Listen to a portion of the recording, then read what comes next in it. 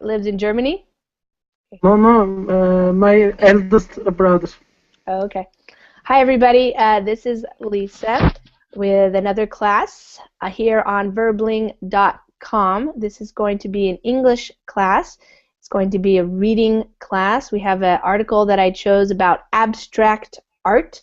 So if you are interested in learning a little bit about abstract art while you are learning also English, then you can join me in this class here. We have some students already joining here in the Google Hangout.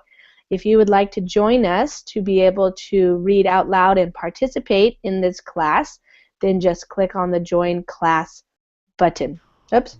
And you need to be a Verbling member, so if you are not yet a member, you can check out the different plans that Verbling offers. The most typical is to pay $45 per month, and then you get to join as many classes as you would like.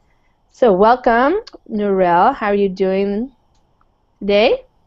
Hi, Lisa. Thanks, I'm doing well. How about you? Pretty good. It's early morning for me, so it's not so late for everybody else. Lisa, I was listening to Speak Fluently, and I thank you for adding me to Google. I don't know, this website. Sure. Okay, you are welcome. That was amazing. Awesome. All right. Oh, thank you. Okay. All right, and Hamit's here. Welcome, Hamit. And Dennis, hi there. Hi, how are you doing, Lisa? Good. How are you doing? I'm doing great too. Is that you in the picture? Yes, it's me. Are you a golfer? No, I was working on a golf course. Oh, okay. And where do you live, Dennis? I live in Russia. In Russia. Okay. Wonderful. Okay, and Antonio, you're back. Hi, Antonio. Hello. Hello, teacher. Good to see you again. Yes, good to have you in class again. Okay, let's see. I think we'll have a few more people joining us. Mahmed, hi there. Yeah, hi, it's Ahmed. Ahmed. Okay, Mr. Ahmed. All right, got it. Ahmed, where are you calling from? Calling from Dubai. Dubai. Wonderful. Welcome. Probably nice and warm in Dubai right now.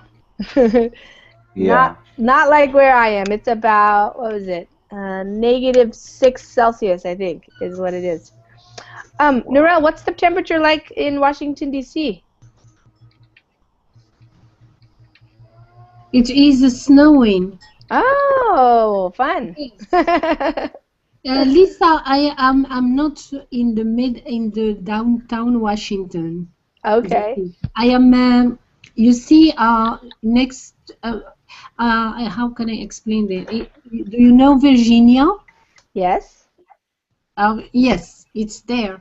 It's like 20 miles from Washington. Okay.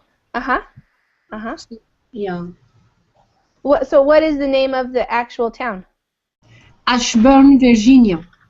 Oh, Ashburn. Okay. All right. Cool. And it's nice. Okay. Welcome, Mai. How are you? Hi, I'm Mai. Hello, Mai. Mai, where are you calling from? Yeah, I'm from Vietnam. Vietnam. Okay, welcome. Yeah. Okay, guys. Well, we have an article today that's a little bit different than usual. We actually came up with the idea a couple weeks ago because we were talking about art, and so I had found this article, and some people suggested maybe we could read it. Nihan is not here. She was one of the people who wanted to read about art. Maybe she will show up. And I was thinking about it.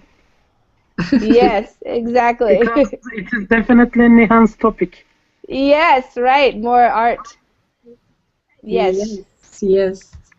Well, maybe she'll show up if she's I think she has her days and her nights mixed up. Maybe she's asleep right now, and she'll wake up later. And Sunday is a resting day because of that. Maybe she is still sleeping.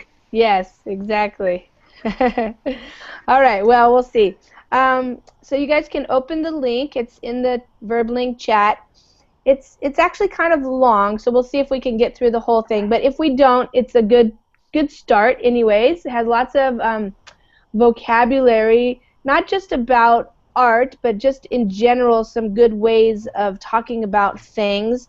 I ended up highlighting quite a few words, some of which you might already know, but sometimes I also highlight the words, or I make them bold, which means they're blackened, just to bring attention to it. So it's not like a grammar course or class per se, or a vocabulary class, but we are using all of that. We're every time we're speaking English, we're using grammar. So sometimes I want to call attention to it, like expressions or phrasal verbs or different types of usages of verbs. So if you have any questions while we're reading something that you are not familiar with, that you don't understand, you can go ahead and ask me.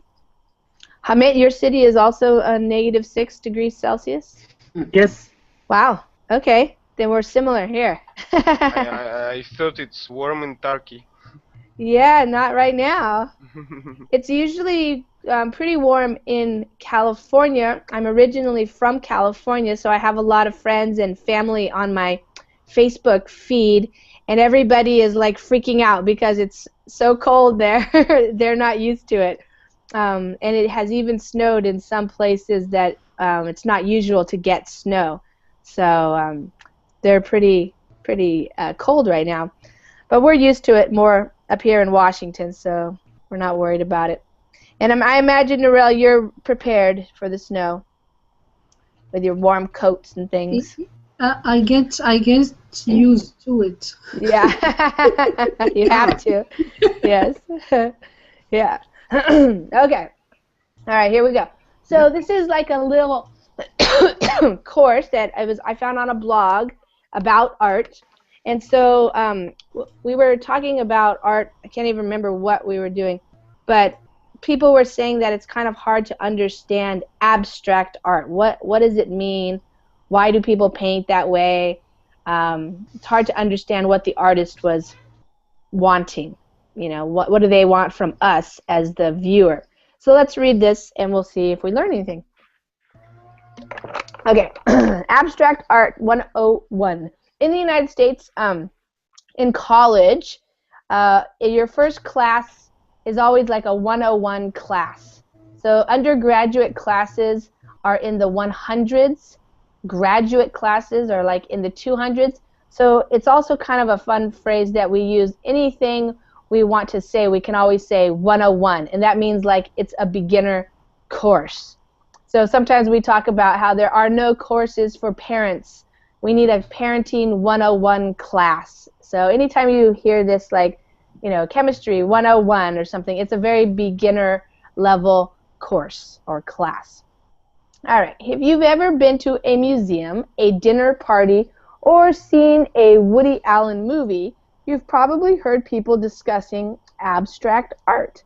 But it seems like every time the topic comes up, it gets more convoluted. What do people really mean by this phrase? Yes, abstract means something that is not attempting to represent reality. But how can it apply to so many different things? In popular culture, the term abstract has become like a parody of the art world itself, usually applied when meaningless or impossible to understand is meant. Okay, Antonio. Okay. What do you do? Start from the beginning.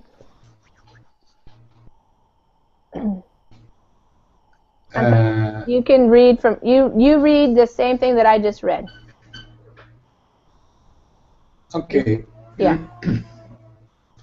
If you If you ever been to a museum and dinner party or seen a Woody Allen movie, you have probably heard people discussing abstract art. But it seems like every time the topic comes up, it gets more convoluted. Convoluted. What do people here mean by this phrase? Yes, abstract means something that is not attempted to represent reality.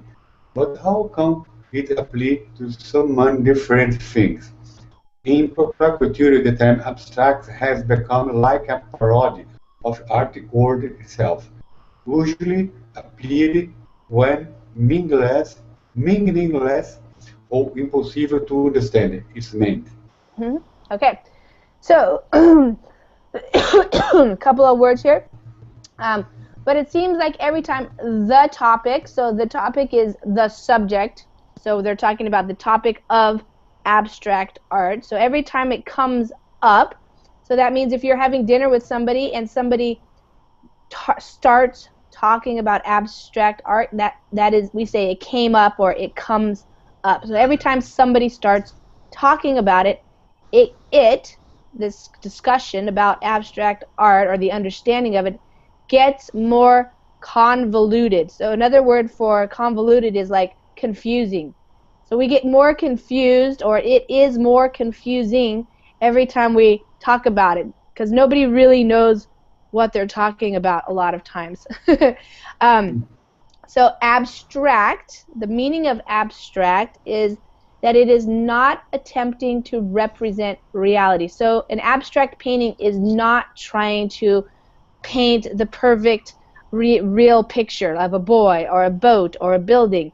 It's not trying to do that. So that is not the purpose of abstract art.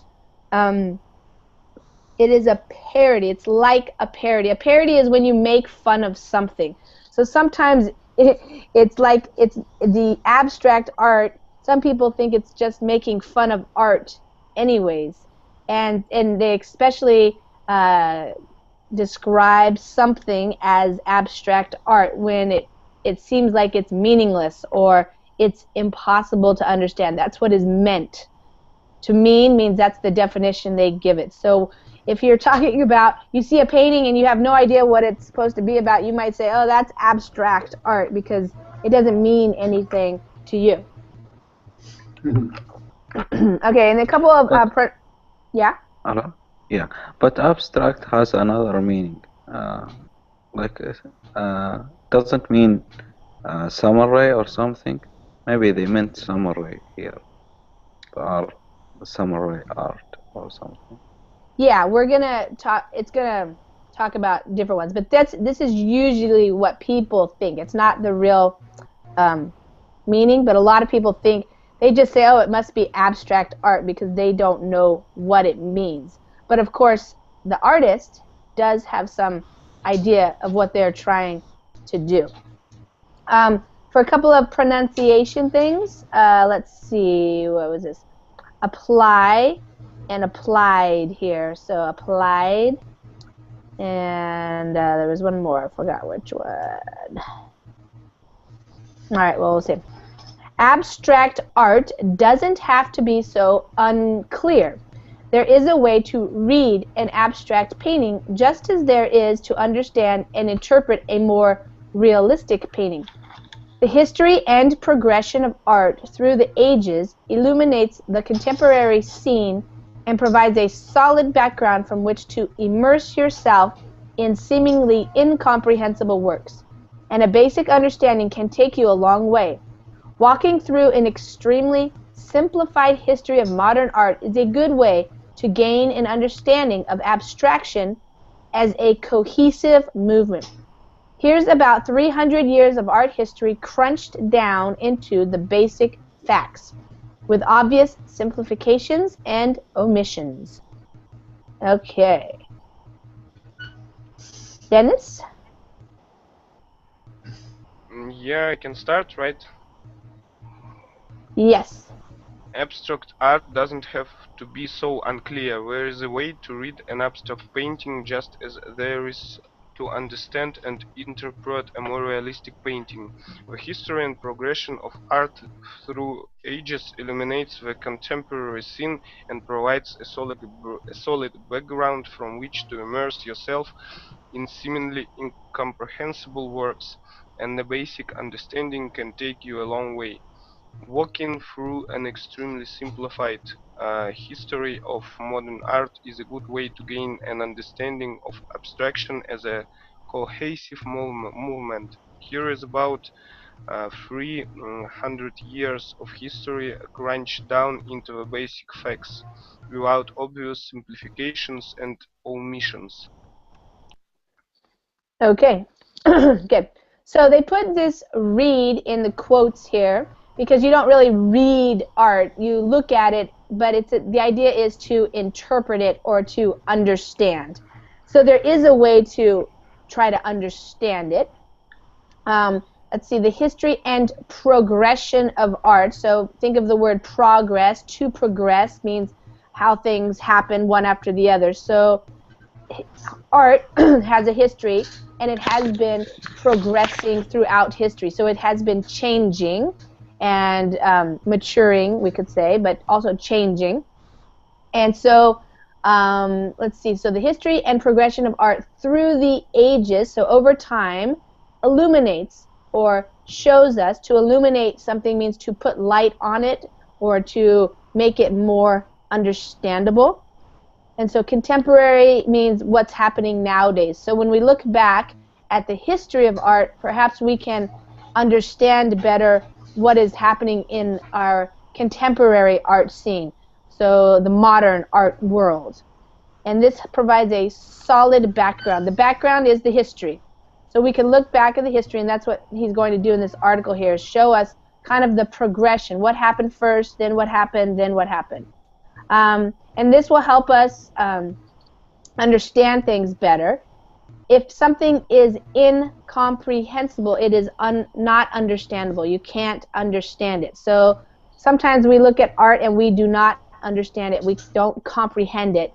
So we're going to try to make this more comprehensible to us. He's saying here that he's going to give us an extremely simple, basic history of modern art, so that we can gain an understanding, so that we can understand. To gain something means to have it, to possess it. Now we are going to understand something new about abstract art. A cohesive movement means like it does make sense. If something is cohesive, it goes together, versus something that's like chaotic, which is not together. And he's going to crunch it down. So to crunch something down into the basic facts means he's going to put it all together.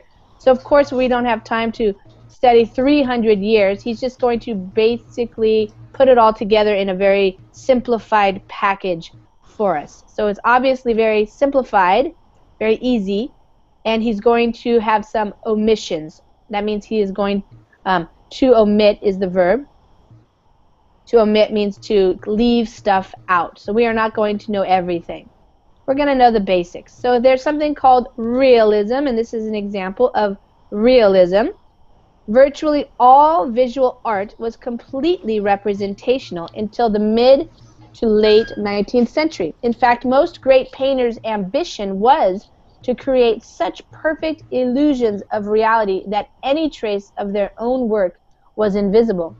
Despite later trends toward depicting socially realistic subjects and average people, for the most part, paintings served the purposes of religious dogma, commissioned portraiture, and historical commemorations. So that was the purpose of realism.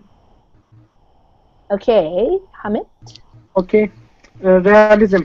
Virtually all visual art was completely representational until the mid to late 19th century.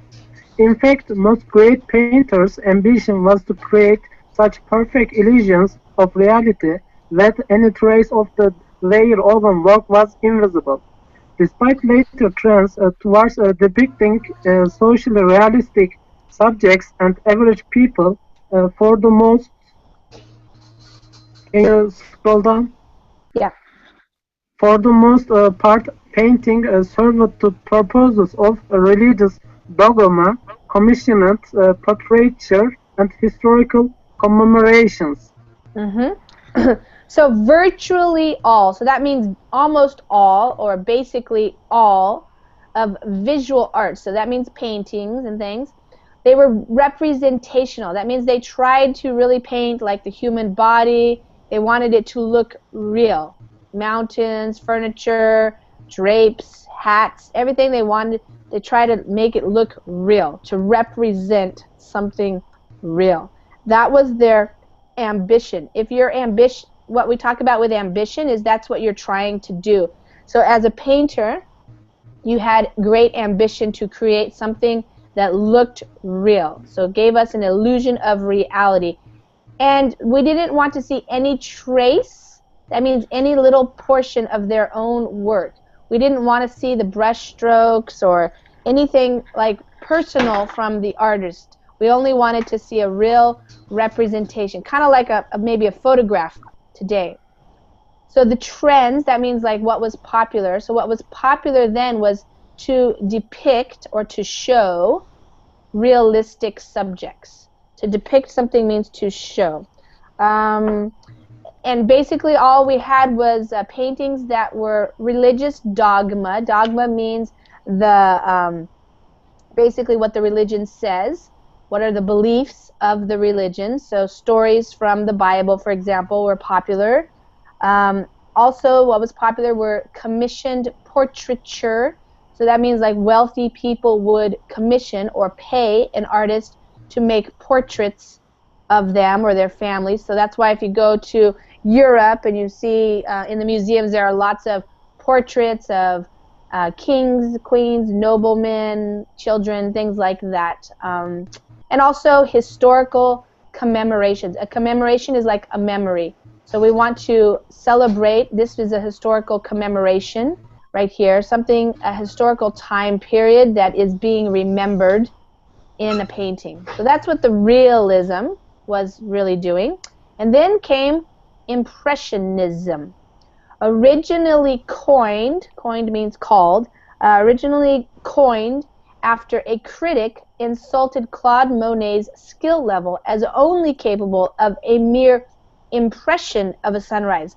This was one of the first movements away from pure realism. Artists like Renoir, Degas, and Seurat emphasized the importance of the artist's way of seeing the world over a strict depiction of it, studying the effects of light, perspective, and time on a scene rather than its exact representation. All right, so Impressionism. Mai, would you like to read that? Okay. Original color after critic resulted. Carl Monet in labor as only capital of the mere impression of a sunshine. This work under the first movement away from pure realism. Artists like Reno, Degas, and Sauras emphasized the importance of the art's way seeing the world over strict depiction of it, studying the effect of light, perspective, and the time on the scene, rather than the exact representation. Yep, good. So when you coin something, that means that's when you first start calling something different. So to coin a term is usually what it is. So this term, Impressionism, originally started or was created after a critic, a person who was an art critic. He actually insulted, Maya, I'm going to mute your microphone, I think. Yeah, okay. Just background noise. So a critic was insulting, actually, Claude Monet's skill level. They didn't think he was actually very good. He couldn't paint a sun. It was actually just a mirror. So a mirror means like only an impression of a sunrise. It was not a good depiction of a sunrise. It didn't look like a real sunrise. So there were other artists like Renoir, Degas, who also emphasized, so that means they made it more important. So they really made it more important to see the world through the artist's eyes, not just trying to see the world as it really is, but how does the artist feel? And basically, you know, using these other ideas of art, light. What does it look like when the light is this way or that way? What about the perspective? What, you know, your point of view? And also time. What happens over time to this scene that we're painting? So it became more of a way that the artist was expressing how they see the world, rather than trying to depict it strictly exactly how it looks. It's more like an impression. If you get an impression of something, it's more how you feel about it rather than exactly what it looks like. All right, so then came Expressionism. All right, I'm hearing some noise. I'm not sure where it is. Whoops. So I'm just hearing a bunch of background noise. I'm going to mute. Where's it from? Antonio, is it from you? I don't know. How about, there we go. All right, it's a little quieter. Expressionism. Starting in Germany, so you guys maybe are familiar with this scream.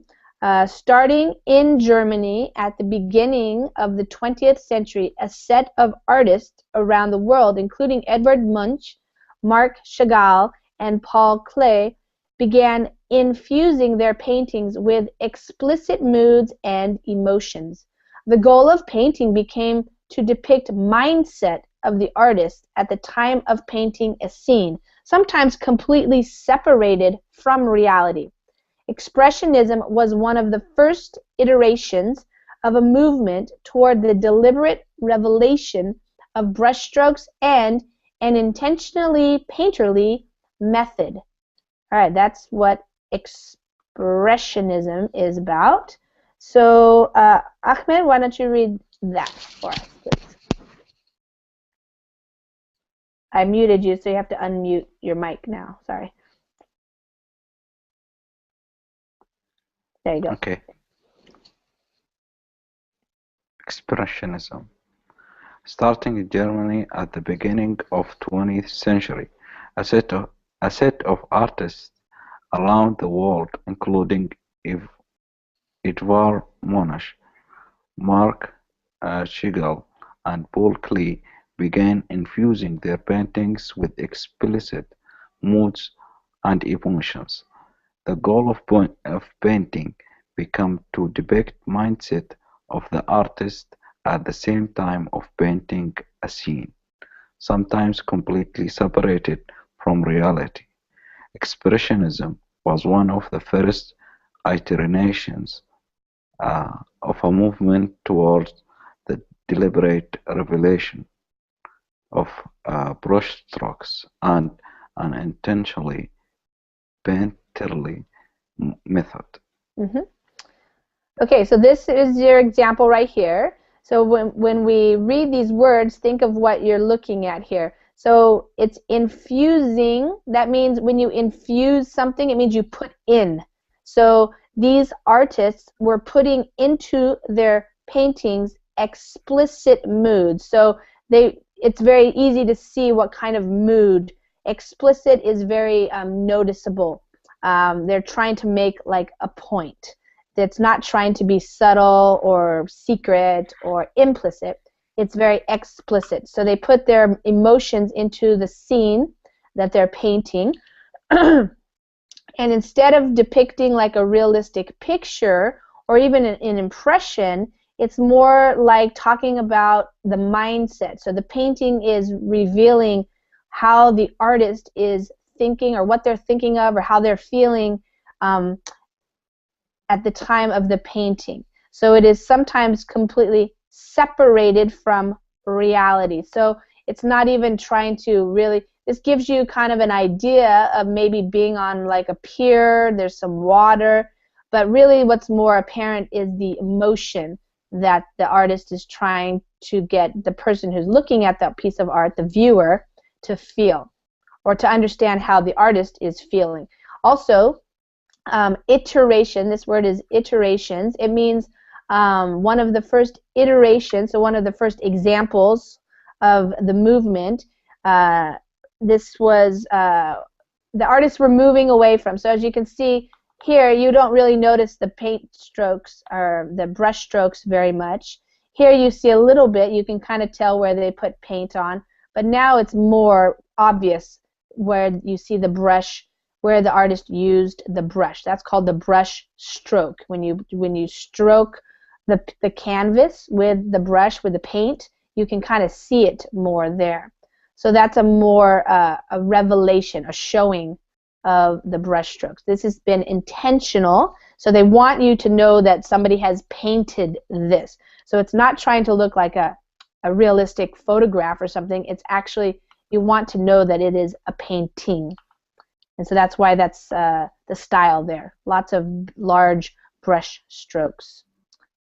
All right, next comes the post-impressionism. So that's after Impressionism and Cubism. So this is the post-impressionism on the left, and then Cubism on the right.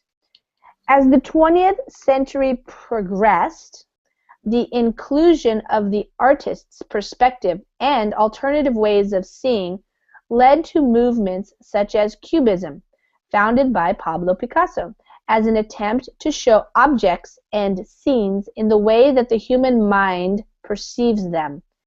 A Cubist painting does not represent an object like a violin at only one angle, but as one vibrant, constantly shifting whole.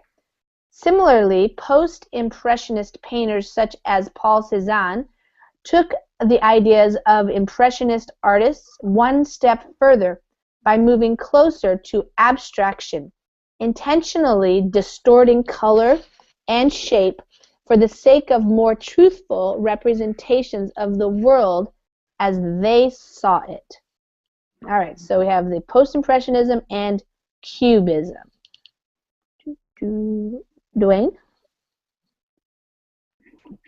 Okay, as the 20th century progressed, the inclusion of the artist's perspective and alternative ways of seeing led to movements such as Cubism, founded by Pablo Picasso, is an attempt to show objects and scenes in the way that the human mind perceives them.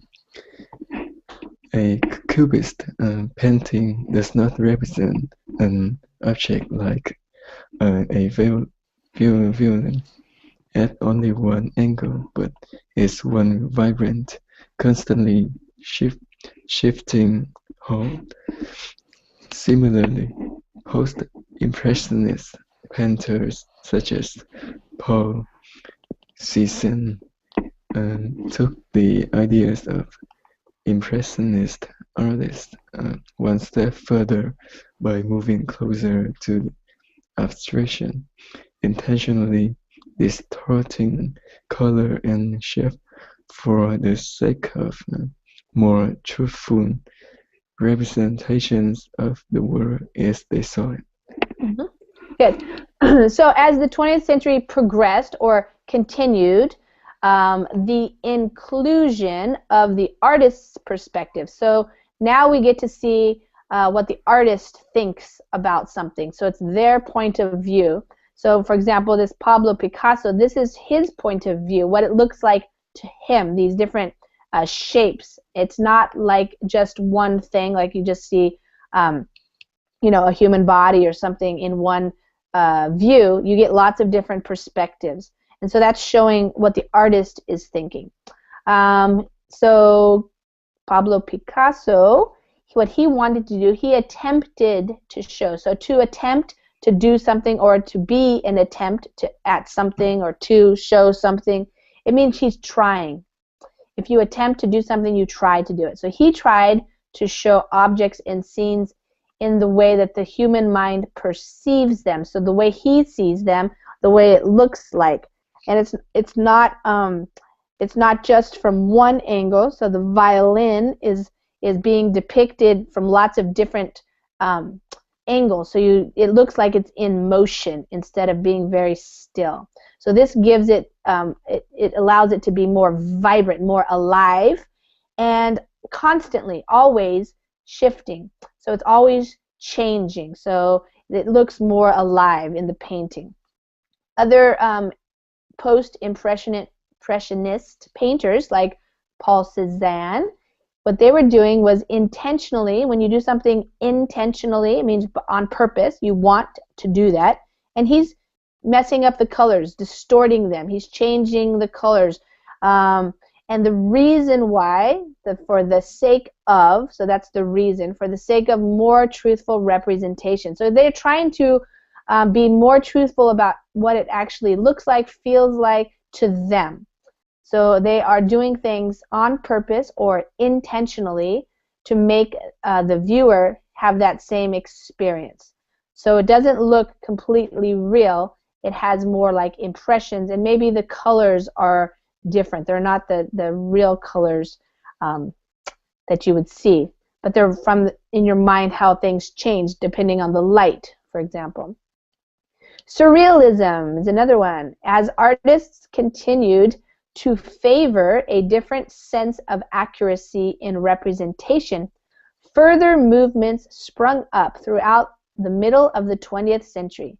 Surrealism was an important milestone in modern art, focusing on the inclusion of random chance in artistic practice and attempting to describe the unconscious mind in ways that were necessarily non-representational, choosing a place other than the real world as its subject was one of the greatest legacies left by the Surrealists to contemporary abstract art. Okay, so here is Surrealism. So even going further away from being realistic, even into your own unconscious mind and other worlds. All right. Narelle?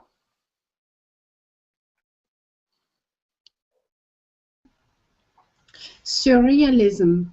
As artists continued to favor a different sense of accuracy in representation, further movements sprang up throughout the middle of the 20th century.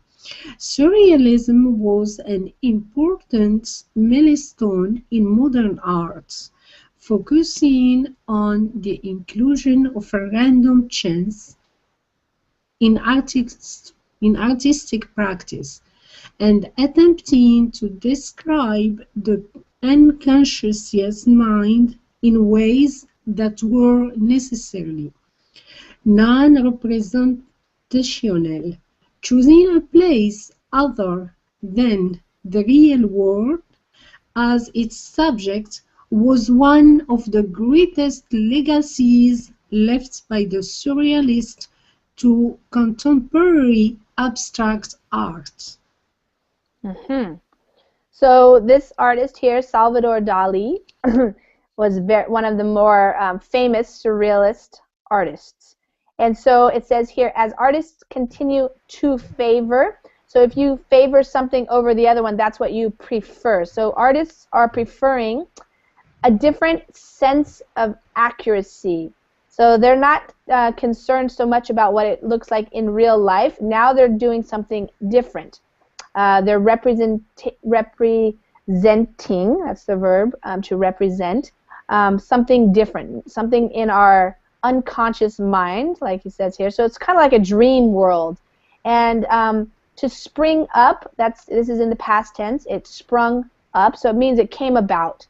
So when something springs up, it comes to life or comes into being. And so this is this surrealism, these types of paintings, they came about throughout the middle of the 20th century. And they were important milestones. Whenever you're working on a project and you get something done, that's a milestone. So surrealism was another milestone in modern art. It was a completely new and different thing that happened.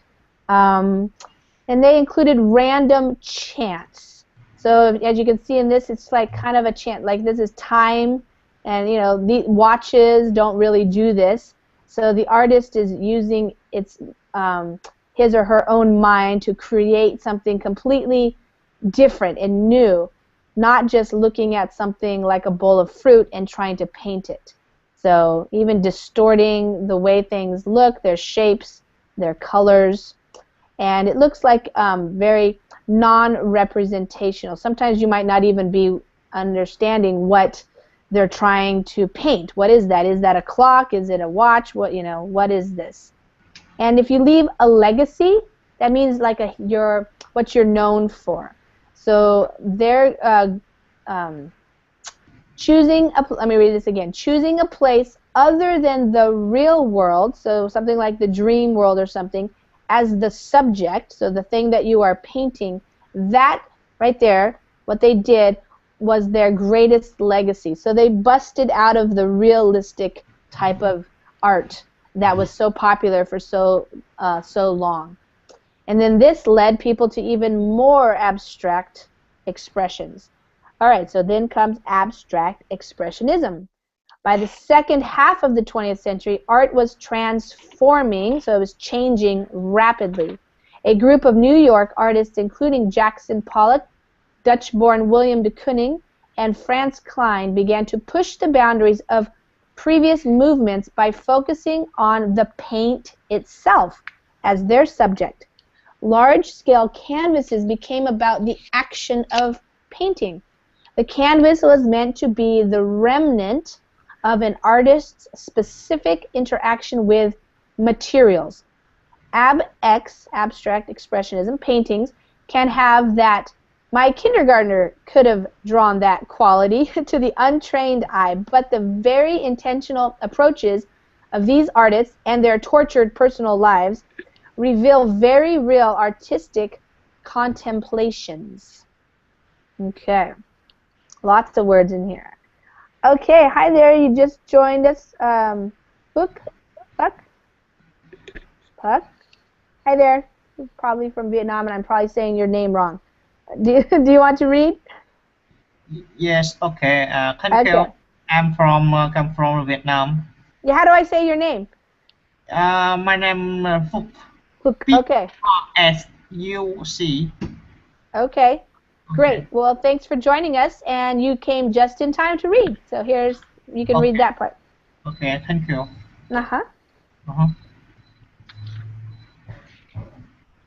You can read it out loud. Yeah, okay, by the sec. Yeah. Okay, wait a minute. Can you share? You share me a doc? By the second half of the 20th century, art was transforming rapidly.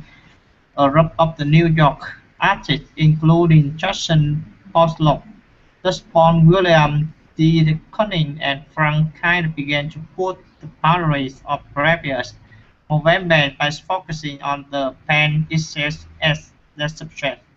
Large-scale canvases became about the action of painting. A canvas was meant to be the remnants of an artist's specific interaction with materials. As a painting can have that, my kindergartner could have wrote that one idea of the untrained eye. That's a very intentional approach of this artist, and that the touches personally reveal very real artistic contemplations. Contemplations. Okay, so this is an example of here, and so this is very abstract, expressionistic art. So it was transforming or changing. So this is a Jackson Pollock painting there, and to push the boundaries of something, it means there's accepted ways of doing something, and when you push the boundaries, it means you're going beyond. So these movements, these artists keep pushing the boundaries of what is art. So even though a painting like this looks like something your kindergartner could have painted, like I could do that, you could say I could do that. That's not art. That's not really skilled. What they're saying is that's what it looks like to the untrained eye. So if you don't know what the painter was trying to do, you might just think that. But in fact, what the subject was not people, wasn't a portrait or some kind of historical depiction, but really playing with paint itself, paint as the medium, and the canvas is what you paint on, And they used huge canvases, really big, not small, really big ones. And the canvas was meant to be the remnant, so what is left over, what is like the result. So the artist had an interaction with these paints and the canvas, and this is what was left. And so that was an intentional approach. A lot of these people, according to this guy, lived tortured personal lives. So maybe their expressions of frustration, joy, sadness, these would come out in their paintings. Yeah. These are artistic contemplations. Contemplations is when you contemplate something, it means you think about it. So some of these artists were having some, maybe tough lives, and so their art was a way to think about their lives and to express themselves about it. All right, then we get into minimalism, post-painterly abstraction, and 21st century pluralism. After the abstract expressionists stretched the properties of painting to their limits, countless waves of new movements responded to and expanded their ideas. Artists such as Frank Stella and Ellsworth Kelly continued to experiment with color, but moved away from the concept of paint as the star of a work and toward a less gestural, more hard-edged form. Known as minimalism, this movement spawned other movements with influences reaching to artists today. The pop art, conceptual art, and performance art movements of the latter half of the 20th century were yet other offshoots of the progression of modern art, expanding on the ideas of these abstract artists and introducing new themes such as consumerism and politics as the main tools of representation. All right, so that's one example of this. All right, Tring, want to read that? Yes. Go for it. After the abstract expressionists stretched the properties of painting to their limits, countless waves of new movements responded to and expanded their ideas. Artists such as Frank Stella and Ellsworth Kelly continued to experiment with color, but moved away from the concept of paint as the star of work and toward a less gestural, more hard-edged form known as minimalism. This movement spawned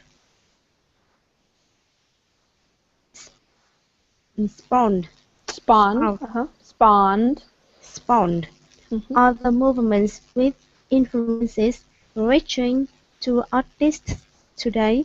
The pop art, conceptual art, and performance art movements of the later half of the 20th century were yet other offshoots of the progression of modern art, expanding on the ideas of these objects, of the abstract artists, and introducing new themes such as consumerism and politics as the main tools of representation. Good. All right, so as you can see, they're using a lot of colors, and the idea of hard-edged is like this. The edges are very hard. They're not soft like in the impressionistic artworks. So they were stretching the limits. So to stretch their limits, it means to go beyond. It's like pushing the boundaries. You're going even further out into like, is this acceptable? Is this art? What are people going to do about this? What are they going to accept? And so countless waves of new movements, countless, it's like so many, you can't even count them. So many different people, artists were coming out and trying new things. They were expanding their ideas, making them bigger. What is art? What am I going to do? And so these are some examples, Frank Stella, Ellsworth Kelly, And what they were doing is experimenting with color. So they're moving away from just paint, you know, as the star of the piece of art, and less towards gestural, so not so much about gestures or form, but rather hard edge. So hard edge is these edges right here. These looks like squares, you know, and then these it's almost like graphic design going towards like what computers create. This movement spawned. To spawn means to give birth to. Usually we talk about spawning like in frogs when you have little baby frogs, tadpoles. But to spawn a movement means to give birth to. So this movement gave birth to other movements, and so we have all kinds of different things now that we call the pop art, conceptual art, performance art, where art is like something that happens on the streets, a performance, for example. These are what they call offshoots. So it's kind of like we talked about, some of you were in the class, a spin-off. It's kind of a similar thing. An offshoot is something that came from one idea, but it's a little bit different, and so it creates another new idea. That's called an offshoot. And this word here it's not later, it's latter, and it means like the last half of the century, the part of on the latter side. You have the before or the latter. So ladder, it's not ladder with 2 D's is a different word. That's what you climb up if you have to get up high somewhere. You use a ladder, but latter is like the last half of the 20th century. And so the artists are always, you know, talking about ideas. So, you know, now we have consumerism and politics are part of what artists are talking about. So this is what leads us to today. So which leads us to today. The state of 21st century abstract art is difficult to encapsulate because it's still developing, and because in typical modern form it defies categorization. In addition, all contemporary art is not the result of a logical progression from these art historical movements. Returns to realism and myriad different styles and techniques contribute to a sense of pluralism as the defining characteristic, if there is one, of today's art. All right, today's art. Antonio.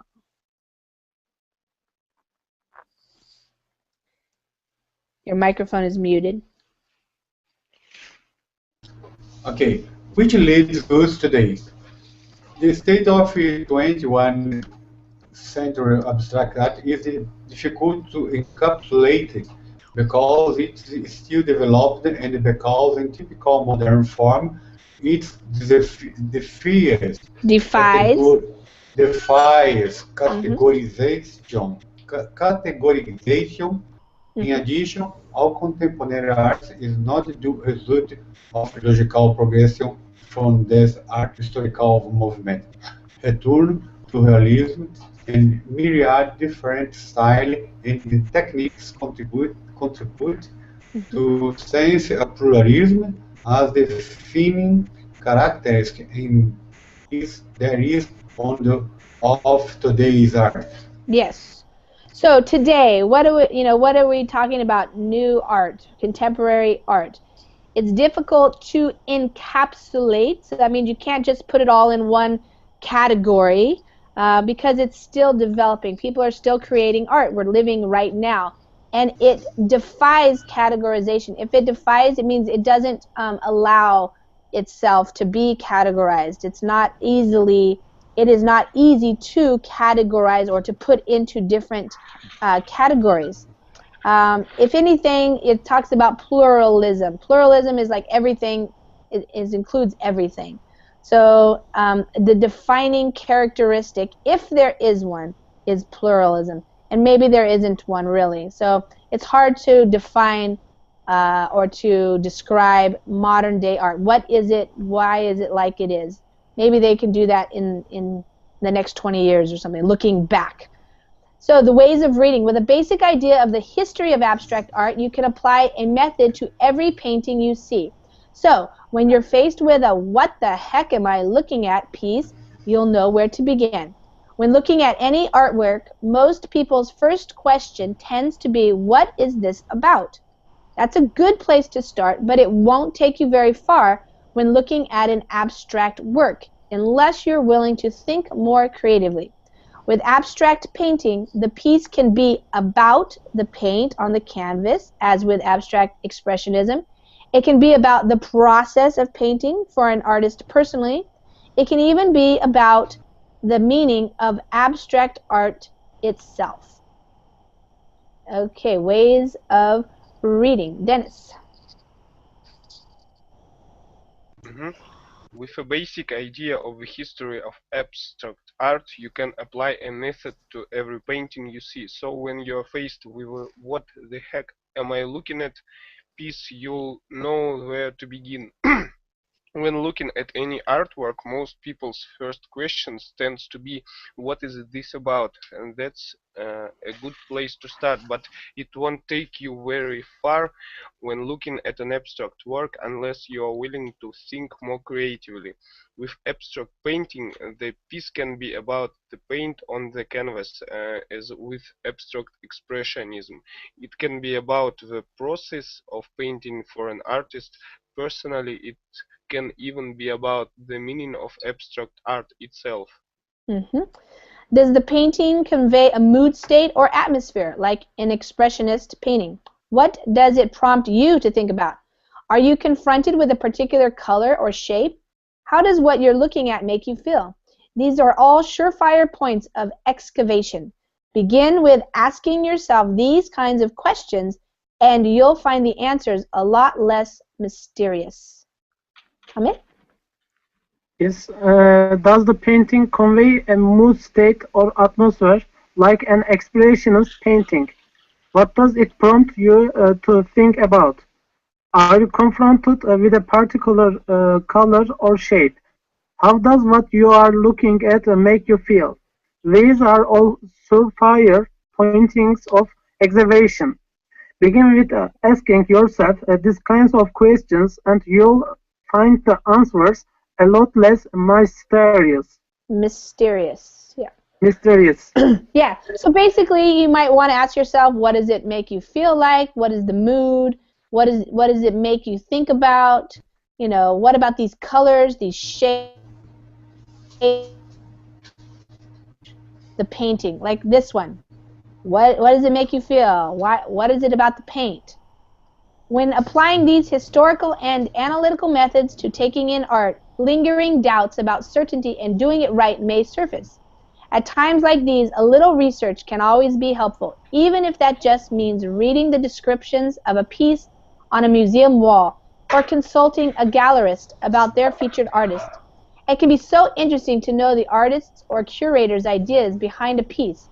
Be careful, however, of overdoing it with the descriptions. Don't fall into the trap of believing that you need to do more reading than observing. Trying to filter what you see through what you know can be a rewarding experience, but it is one that can begin to inhibit your true appreciation of a piece if you let it. All right, so we're not going to be able to finish it, but basically that gives you an idea of what you might be looking at, why it might be interesting to you or important. The last part of it says if you want to include abstract art in your collection, it might be because you just like it. It might go well with your furniture, your decoration. It might give you a fun feeling. And other people who come to your house, it might evoke a different feeling or emotion. So that's what this, basically this has been a crash course. Anything a crash course, it's like it's fast. It's a really fast course. So here's the link to the regular website where I found this article. If you guys want to read more about it, of course, if you're interested in learning more, you can always learn more by looking up different websites, different museums and things have a lot of their collections online. You can look at the paintings. So it's kind of interesting. So really quickly before we finish, what do people prefer? Hamid, you said you like the Cubism? Yes, because of the Picasso. Picasso, you like Picasso. And Dwayne, you like the Scream? What about you, Narelle? Oh, I like minimalism. Yeah, minimalism. Okay. Antonio, what do you like?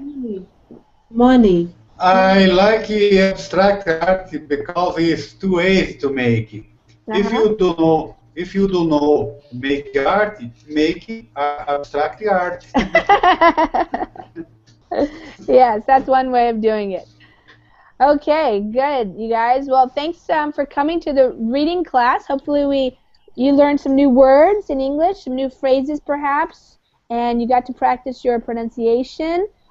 Pretty good. Some of you guys, very few mistakes, but I don't necessarily like to focus on that. I just want you to hear more and more, and as you hear me say the words over and over again, and sometimes I point out specific ones.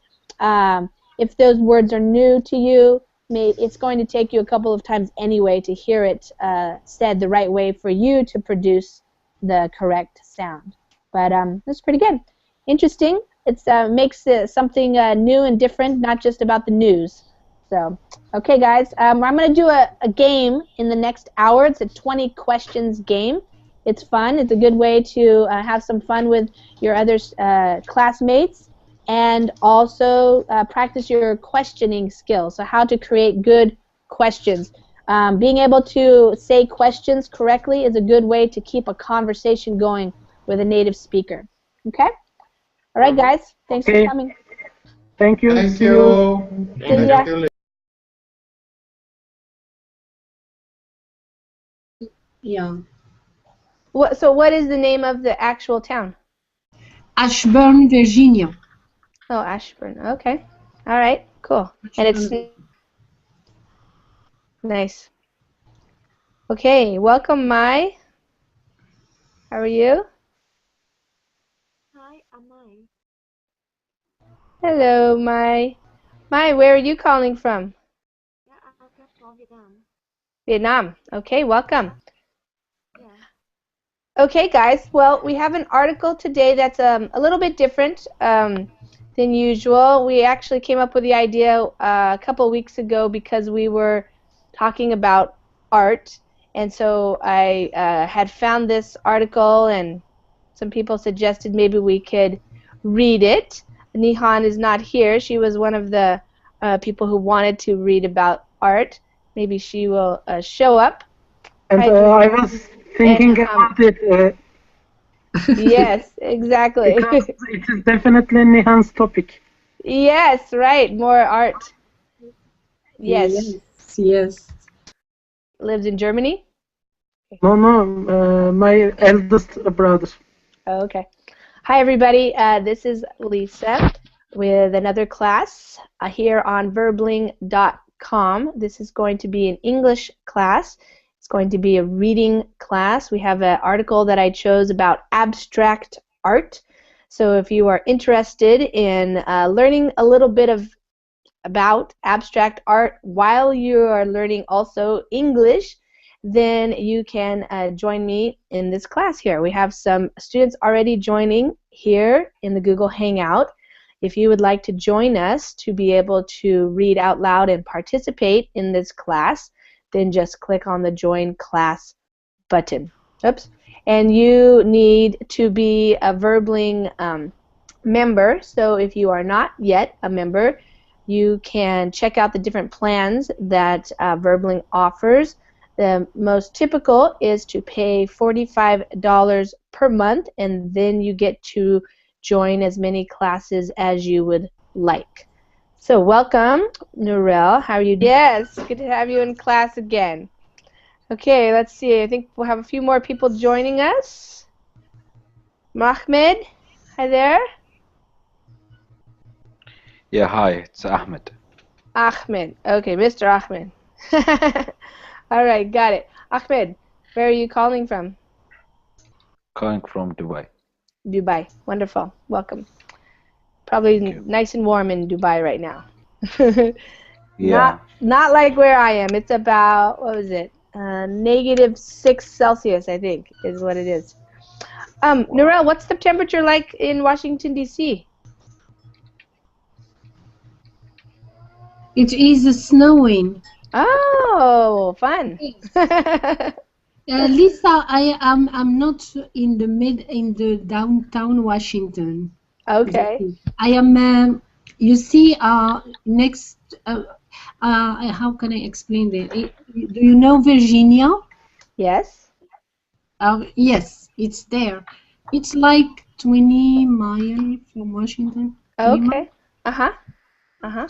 Well, maybe she'll show up if I think she has her days and her nights mixed up. Maybe she's asleep right now, and she'll wake up later. And Sunday is a resting day because of that. Maybe she is still sleeping. Yes, exactly. All right, well, we'll see. So you guys can open the link. It's in the Verbling chat.